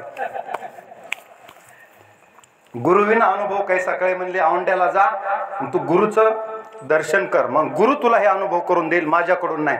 औंड्याला गेले तर तिथं एक जखड म्हातार पिंडीवर पाय ठेवून झोपले. म्हणले असला गुरु असते का? म्हणले आम्ही दर्शन करतो महादेवाचे आणि महादेवाच्या लिंगावर पाय ठेवून झोपले. ते म्हणले मी म्हातारा झालोय, तुला जर पाय उचलून ठेवता येत असले तर ठेव. जिथं पाय उचलून ठेवील तिथं एक शिवलिंग तयार होऊ लागलं. त्याच्यामुळं पाय धरले आणि विचारलं आपण कोण? म्हणले मी विश्वोबा खेचर आहे. आणि मग नामदेवानं त्यांना गुरु केलं. गुरु केल्यावर त्यांना अनुभव दिला. ऐसा ज्याचा अनुभव विश्वदेव सत्यत्वे. नामा तुला मी सांगतो की सगळ्या प्राणी मात्रात देव आहे, हे तू कधी विसरू नको. या खुना तू काही चुकू नको. मग एक दिवशी परीक्षा घेऊ म्हणले. ऐसा ज्याचा अनुभव झाला का? कारण 10:30 वाजत आले. आपल्याला अनुभव आला का? एकदा परीक्षा घेऊ म्हणले. गुरु परीक्षा घेतली. एक दिवशी नामदेवराय जेवत बसले होते तूप रोटी खात, आणि विठ्ठल कुत्र्याच्या रूपानं आले. देवानं कुणाचं रूप धारण केलं? कुत्र्याचं रूप घेतलं. नामदेवाची भाकरी पळवली.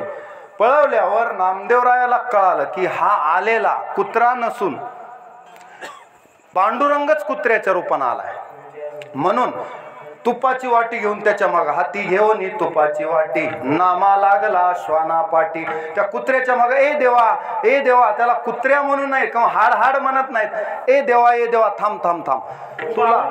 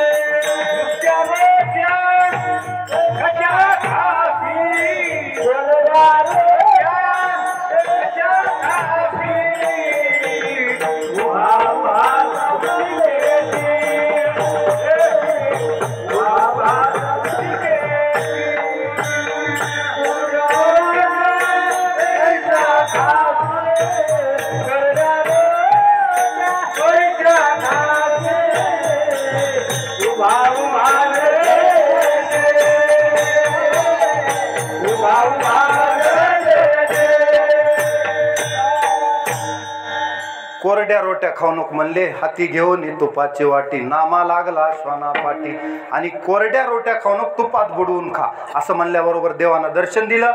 मग म्हणले आता तू पक्का झालास, तुला आता ऐसा ज्याचा अनुभव विश्वदेव सत्यत्वे. आता तुला जगात कुठली अडचण येणार नाही, कारण तुला झाडा पानात देवाचं दर्शन झालं, हा तुझा अनुभव झाला. म्हणून आता असा ज्याचा बी अनुभव होईल त्याच्या जवळच देव राहतो असं.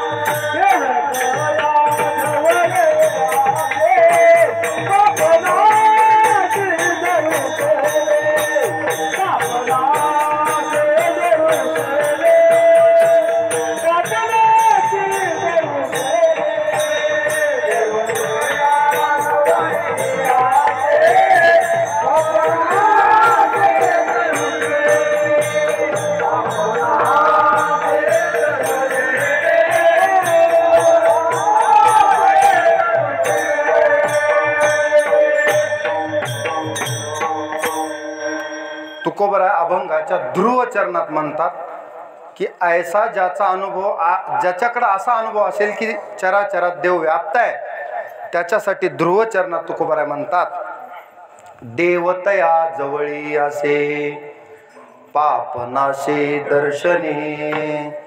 त्या भक्ताजवळ देव राहतो. एवढंच नाही, त्या भक्ताजवळ देव तर राहतो, पण त्या भक्ताचं जर दर्शन झालं तर तुमचे आमचे पाप नाहीसे होतात. एवढी ताकद त्याच्यात येते. असं कसं महाराज? देव कुणाजवळ राहतो? ज्याला देव कळाला त्याच्याजवळ देव आहेच.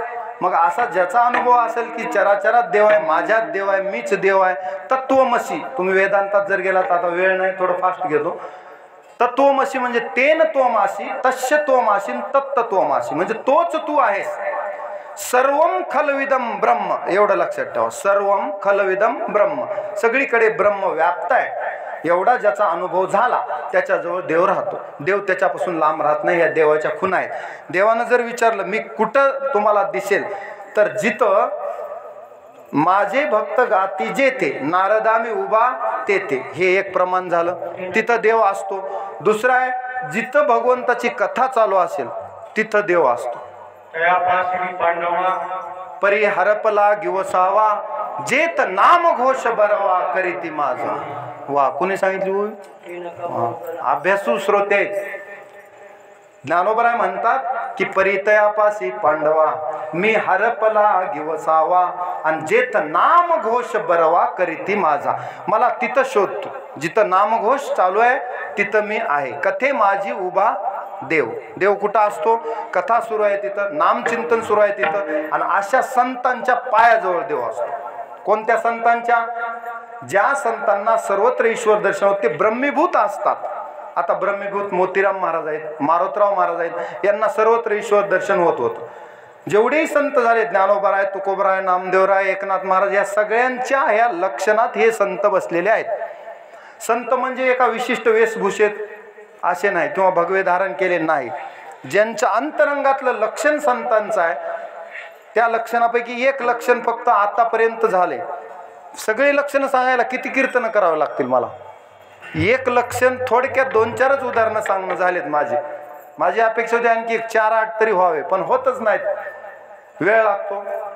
चला, एवढं जरी लक्षात आलं तुमच्या, त्यांच्या जवळ देव राहतो. एक उदाहरण सांगतो म्हणजे तुम्हाला थोडक्यात लक्षात येईल. आता सांसारिक माणसांना कसं आहे, महाराजानं थोडा विनोद केला तो लक्षात राहतो, पण एखादं तत्वज्ञान सांगितलेलं राहत नाही. विठाला विठाला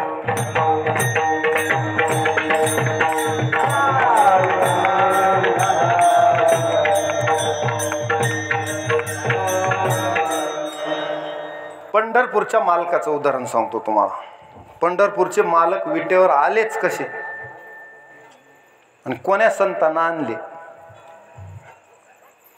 आणि कोणत्या संताजवळ गेल्यास पापनाश दर्शने, दोन्ही एकदाच सांगतो आणि मग विठोबा रुक्माई घेऊ. एकदा पुंडलिक तीर्थयात्रेला निघाला होता. वाटेत जाताना कुक्कुट मुनीचा आश्रम लागला. कुक्कुट मुनी कसे होते? तुष्यंतीच रमंतीच, मस्त महात्मा, प्रभू चिंतनात राहणारा महात्मा आणि आजूबाजूच्या गावाला परमार्थिक विचार देणारा महात्मा. सगळ्या लोकांना परमार्थिक विचार प्रचार प्रसार धर्म कार्य करणारा महात्मा म्हणजे कोण? कुक्कुट ऋषी. स्थितप्रज्ञ मुनी असतात. स्थितधीर मुनी उच्यते असे मुनी होते ते स्थितप्रज्ञ. त्यांचा आश्रम वाटेत लागल्यावर पुंडलिकाला वाटलं महात्म्याचं दर्शन घ्यावं आणि आपला पुढचा टप्पा गाठावा तीर्थयात्रेचा. कुक्कुट मुनीच्या आश्रमाजवळ गेटला गेल्याबरोबर थांबला, बघतच बसला आश्रम. ऋषीचा आश्रम म्हणल्यास काय असणार आहे तिथं? तितक्यामध्ये एक विचित्र घटना घडली. 3 कुरूप स्त्रिया आल्या आणि त्या आश्रमामध्ये गेल्या. हा दारालाच उभा आहे, गेटलाच पुंडलिक. कुरूप स्त्रिया आत गेल्या आणि येताना लावण्यवती होऊन आल्या. लावण्यवती म्हणजे सुंदर, विश्वसुंदरी आजच्या काळामध्ये मिस वर्ल्ड होऊन आल्या. तिघी सुद्धा डोक्यावर विश्वसुंदरीचा ताज घेऊन आल्या असं म्हणा की आताच्या काळात. कोण आल्या? त्या तिघी. पुंडलिक म्हणाला जाताना यांच्या तोंडाकडे बघावं वाटत नव्हतं, इतक्या कुरूप होत्या. येताना विश्वसुंदरी होऊन आल्या. याचं गमक काय? ऐशी वर्मे मज दावी नारायणा, ह्याचं वर्म काय? विचारलं. थांबा थांबा थांबा, मला काय तुमच्याशी लग्न करायचं नाही, पण एक प्रश्न विचारतो. काय? विचारा. तुम्ही तिघी जाताना कुरूप होता, येताना सुंदर झालात, ह्याचं वर्म काय? मला ताबडतोब सांगा, म्हणजे मला ते साधन करता येईल. त्यांनी सांगितलं कोणतरी महात्मा दिसाला आहे, त्याला चांगलं मार्गदर्शन करावं. त्यांनी सांगितलं आम्ही तिघी जणी. कोण कोण आहेत ऐका? गंगा, यमुना आणि सरस्वती, तिघी जणी आहेत म्हणले आम्ही. आणि आम्ही तिघी सगळ्या लोकांचं पाप घालवतो. लोक येतात आमच्यामध्ये स्नान करतात. कशासाठी येतात? गंगा पाप घालवते. बरोबर आहे. नमामि गंगे तव पाद पंकजम सुरासुरेर वंदित दिव्य रूपम भुक्तिं च मुक्तिं च ददासी नित्यम भावानुसारेन सदा नराणाम. भुक्ती मुक्तीदायक गंगा आहे. सगळेच तीर्थ, प्रयागला गेलं त्रिवेणी संगम आहे, पाप घालवतात आणि त्याच्यात काही हे नाही. फेडीत पाप ताप पोखीत तिरीचे पादप समुद्रा जाय आप गंगेचे जैसे. ज्ञानोबराय म्हणतात की पाप ताप दैन्य गेले, उठा उठी झाली या भेटी, गंगेमध्ये पाप जात. मग आता आम्ही मलिन होतो. एवढं पाप लोक, कलियुगात पापी लोक जास्त आहेत. पापा देती कलियुगात आणि पुण्यवान लोक फार कमी आहेत. पुण्य झाले क्षीण, अवघ्या वाटा झाल्या क्षीण. तसं पुण्य सुद्धा कमी झालं. पृथ्वीला भार लोक व्हायलेत बघा. भार खायला काळ, भुईला भार. नामचिंतन नाही, कुठला शास्त्राचं विधिविधान नाही, कुठेही राहा कसंही खा, कशालाच विधी नाही. लग्नाला विधी नाही, लेकरायला विधी नाही, आपल्याला नाही, जेवायला नाही, कोणत्याच कार्यात नाही. तस्मात शास्त्रम प्रमाणम ते कार्य व्यवस्थितो. म्हणून तर अवकाळी चालू झाले आता, गारपीट. कशामुळे झाले? आपण रस्ता सोडला की निसर्गही रस्ता सोडतो. विठाला विठाला विठाला.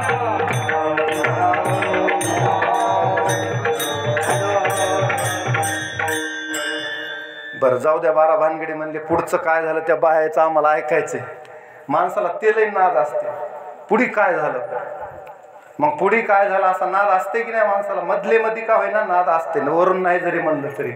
मग पुढे असं झालं की त्या बाया तिघी जणींनी सांगितले की आम्ही गंगा यमुना सरस्वती आहेत, आमच्यात लोक पाप धुतात, आम्ही पापी होतो, मलिन होतो. आता बघा ना, गंगा शुद्ध ठेवली आहे का लोकांना? अजिबात शुद्ध ठेवली नाही. मध्ये म्हशी सुद्धा धुवायचे, रेडे सुद्धा गंगत.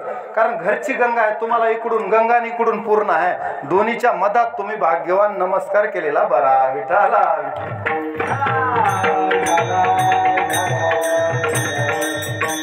कधीतरी गंगेचं स्नान करीत जा. तिथलं गंगा जल लव कनिका पिता. कधीतरी पाणी आणून महादेवाला घालत जा. कुठलं?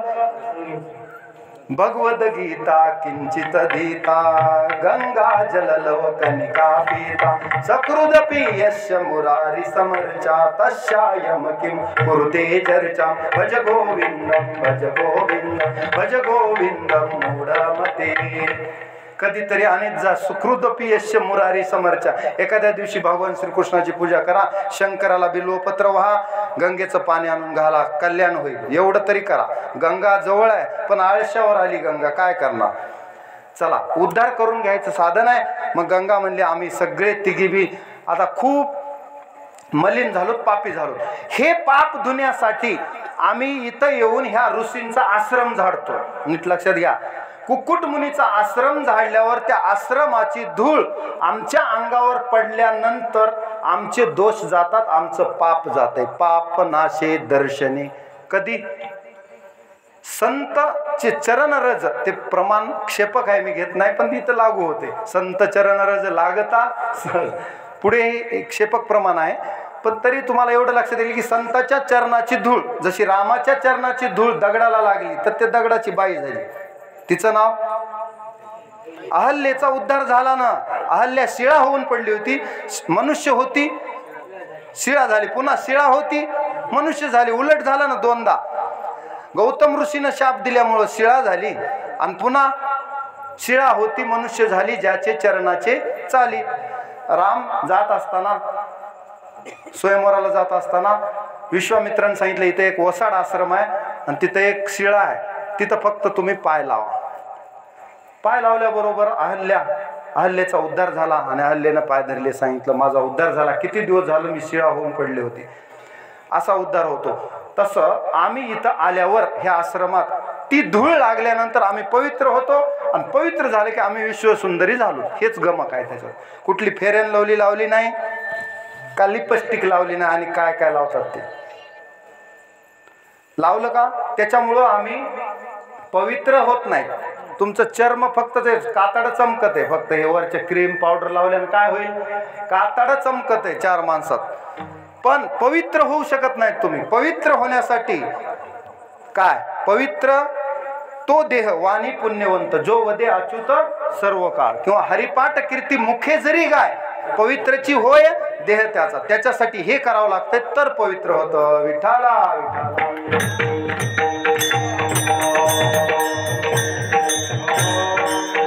मग आम्ही इथं आश्रम झाडलो म्हणजे एवढे कुकुटमुनीचा एवढा अधिकार आहे. मी जाऊन पाय धरतो. पाय धरले. पाय धरल्यावर, पाय धरल्याबरोबर त्यांनी सांगितलं की तू आई वडिलाची सेवा कर आणि तुलाच देव भेटायला येतील. एवढंच संत वचनावर विश्वास ठेवला आणि पुंडलिकानं आई वडिलाची सेवा केल्यामुळं विटेवरचा मालक भेटायला आला. कुठून? गोकुळीहूनही झाला येता पुंडलिकाच्या भावार्था फास्ट घेतो थोडं. गोकुळीहुनी झाला येता निज प्रेम भक्ती भक्ता घ्या घ्या आता म्हणतसे. देव भेटायला आले, हा सेवेत गर्क होता. देव म्हणले पुंडलिका का रे पुंड्या मातला शार, मी दारावर आलोय, उग विचाराव तरी कधी आला, चहा पाणी घेता का, या बसा, काहीच नाही. पुंडलिकानं सांगितलं तेवढा माझ्याकडे वेळ नाही, मी आई वडिलाच्या सेवेत व्यस्त आहे. एक पाठीमाग वीट भिरकावली आणि सांगितलं देवा माझं सगळं होईपर्यंत या विटेवर उभा राहा, मग तुमचा पाहुणचार बघू. आता राग आला देवाला, पण देव म्हणला ही रागाची वेळ नाही, माझ्या भक्ताचं प्रेम आहे, किती तो आई वडिलाच्या सेवेत मग्न आहे की देवाला सुद्धा देव सारावे परते, संत पुजावे आरते. मला सुद्धा पाठीमोरा केला पण सेवेत व्यत्यय येऊ दिला नाही. म्हणजे अशी सेवा घडली पाहिजे. मग देवानं विटेवर जो देव उभा राहिला, कटेवरी हात आणि विटेवरी उभा राहिलाय, काय मौजेचा पंढरीनाथ. म्हणून तो तुकोबरा म्हणले का रे पुंड्या मातलाशी, उभे केले विठ्ठलाशी, तुझी एवढी हिंमत. अरे विठ्ठलाला तू विटेवर उभा केलंस, पण विठ्ठलाला त्याच्यातच मजा वाटली. आपल्या भक्तासाठी तो सांगतो की भवसागर तरण्यासाठी कमरे इतकंच पाणी आहे, भिवू नका, या नितंब कराभ्यान धृतो येन तस्मात. मी सांगतो प्रमाणम भवाब्दे रिदम मामकानाम नितंब कराभ्यान धृतो येन तस्मात विधातुर्व सत्ते धृतो नाभिकोश परब्रह्मलिंगम भजे पांडुरंगम. देवानं तिथं उभा राहायचं ठरवलं. आता हे कशासाठी सांगितलं मी, पापनाशे दर्शने देवतया जवळी असे, एवढं लक्षात घ्या. मग आपण तुमच्या एवढं जरी लक्षात बसलं तर कीर्तन सफल झालं माझं इतक्या दुरून येऊ. देवतया जवळी असे पापनाशे दर्शने. पाप गेलं की नाही, गंगा यमुना सरस्वतीचं जर जाते तर आपलं जाणार नाही का? कशामुळं गेलं? तीर्थे तया ठाया, तीर्थे तया ठाया, तीर्थे तया येती पुनीत वावया, येती पुनीत वावया,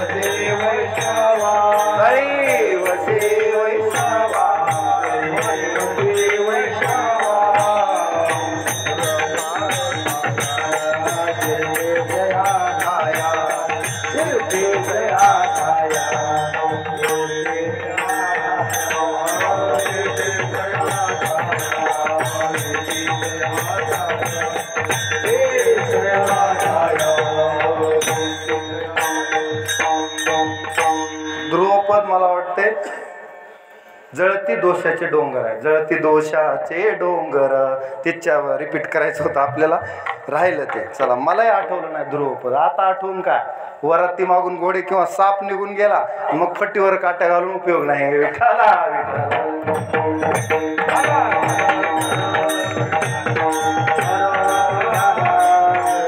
अशी कसरत असते. पुढचा तुकडा घेतला की मागचा आठवत नाही तर ध्रुवपदाला नेऊन घालावं लागतं पुन्हा. जळती दोषाचे डोंगर, शुद्ध होती नारी नर, गाती ऐकती जे पवित्र हरिकथा, हे त्याचं. तीर्थे तया ठाया येती पुनीत व्हावया, किंवा तीर्थे पर्व काळ अवघी पाया पे सकळ. कुणाच्या? संतांच्या. म्हणून देवतया जवळी असे पापनाशे दर्शने. एकदा सर्वांनी विठोबा रुक्माईचं भजन करायचं. हात वर करा, झोपलेले जागे असलेले सगळे एकदा गाऊ नाचू विठो तुझा करू अनुवाद. मोठ्यानं गजर करायचा एकदा नामाचा. मोठ्यानं गजर केल्यास महादोषाची होळी होते. मुखानं नाम, हातानं टाळी, महादोषाची होळी. विठोबा कुमार विठोबा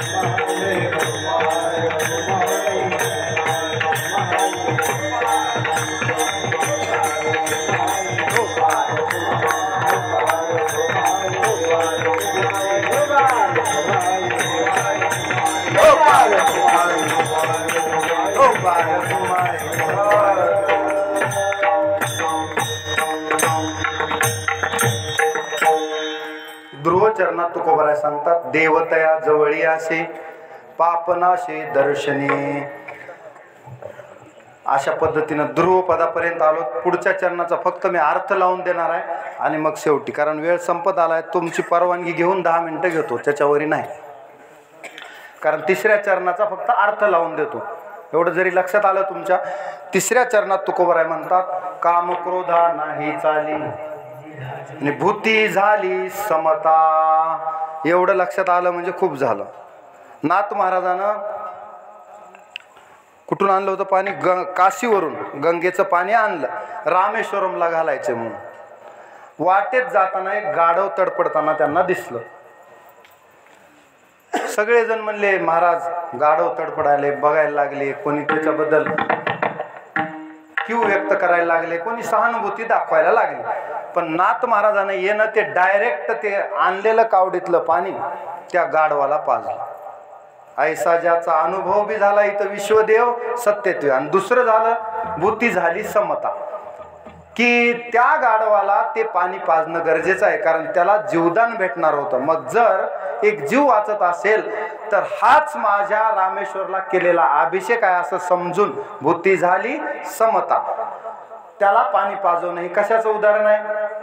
विश्वदेव सत्यत्वेचं बी आणि भूती झाली समता सुद्धा. दुसरं थोडक्यात का सांगलो, कारण 10 मिनिटच आहेत. आणि काम क्रोधा नाही चाली, हे जरा विषय अवघड आहे, याला वेळ लागतो, कारण याचं बूड शोधावं लागतं. त्या काम क्रोधाचं बूडच सापडत नाही. सापडावं तर लागतंय काय? फांद्या छाटून उपयोग नाही. जैसे मूळ सिंचने सहजे शाखा पल्लव संतोषती. बुडाला पाणी घातलं तरच सगळीकडे पाणी जातं. तसं तुम्ही बघा, आताच्या काही ह्या उन्हाळ्याच्या दिवसात एखाद्याच्या शेतात जर कुंदा झाला असेल, कुंदा इकडे काय म्हणतात कुंद्याला, कुंदा किंवा काशा झाल्या असतील, तर ते कुंदा खोदून काढा, कसाही काढा, एखादी जरी काशी त्याच्यात राहिली तरी पुन्हा तेवढ्याला तेवढंच ते तयार होते. हा अनुभव आहे की नाही तुम्हाला? हा, मी कशासाठी सांगू, तसं काम क्रोध कसे आहेत, समूळ काढले तर बरं, वर काढून उपयोग नाही. जसं आशा हे समूळ खणोनी काढावी तेव्हाच गोसावी व्हावे तेने, तसं एक काम क्रोध उत्पन्न कुठून होतात ह्याची एक साखळी आहे. ती फार मोठी साखळी आहे. मी थोडक्यात सांगतो तुम्हाला. यदा नाही संगात संजयते काम, कामात क्रोधो विजायते, क्रोधात भवति सम्मोह, सम्मोहात स्मृती विभ्रमा, आणि स्मृती भ्रंशात बुद्धिनाशो, बुद्धिनाशात प्रणश्यते. हे कशाची साखळी आहे?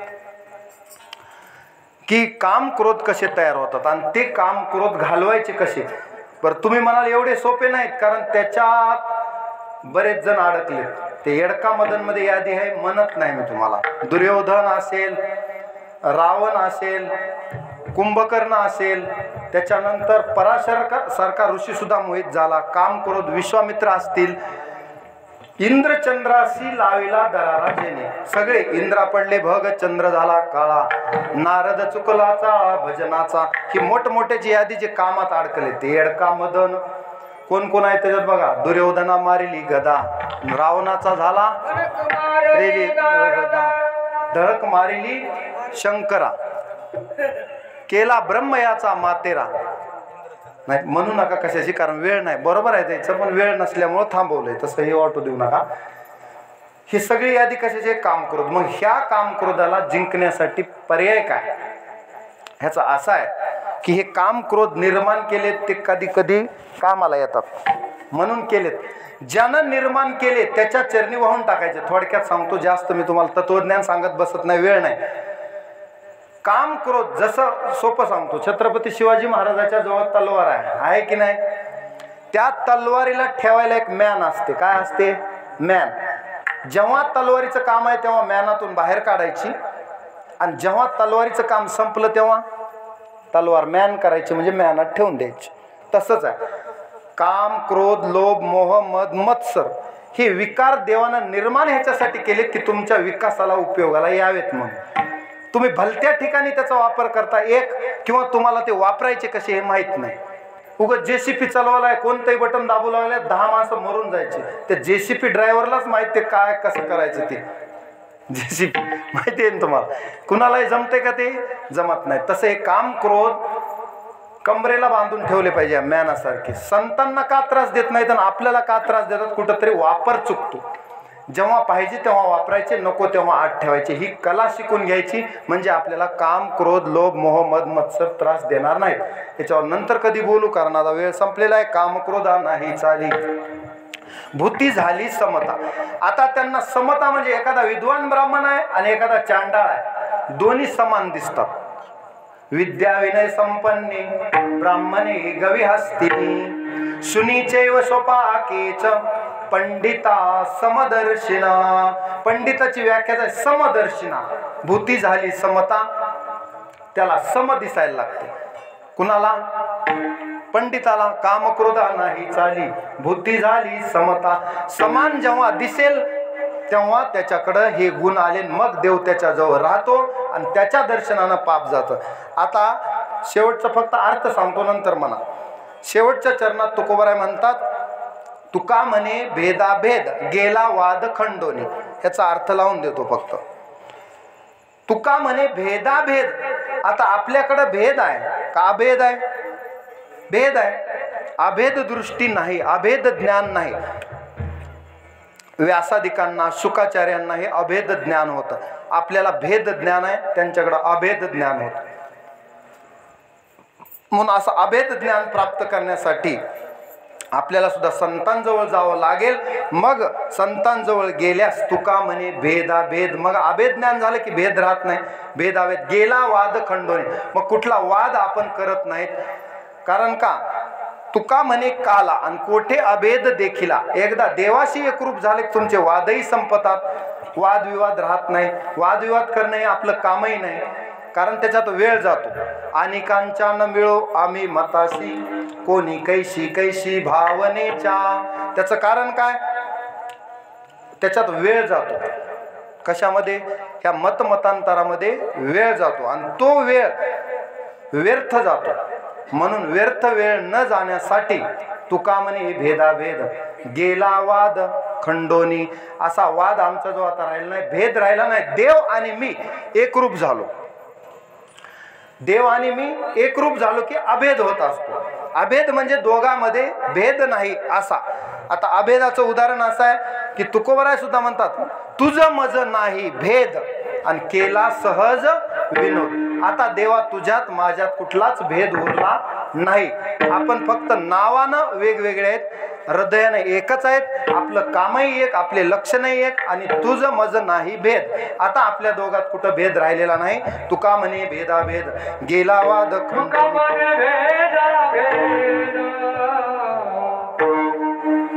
म्हणा म्हणा.